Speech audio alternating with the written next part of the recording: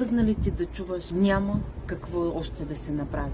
Ще го израсте. Много хора се усмихват и подиграват, когато чуят някой използва хранителни добавки. Но същите тези хора често търсят помощ, нямат сили. Знаеш ли какво е да получаваш съобщения от разтревожени майки в 2 часа вечерта? Да водиш дълги разговори, да даваш насоки, докато собственото ти семейство те чака. Знаеш ли колко често хората се отказват след една опаковка изпити водораз, а болестта е трупана с години. Дават пари за всичко друго. Алкохол, цигари, заведения, но за здравето остава на заден план. Не вярват, че някой иска просто да им помогне. Промяната е възможна, здравето е възможно, но изисква осъзнаване, ангажираност, желание. Ние изграждаме доверие, създаваме приятелства. Избрах да помагам, да уча, да се развивам. Ако си готов за промяна, ако търсиш подкрепа, насреща съм. Ако искаш да дадеш на детето си нещо по-добро, време е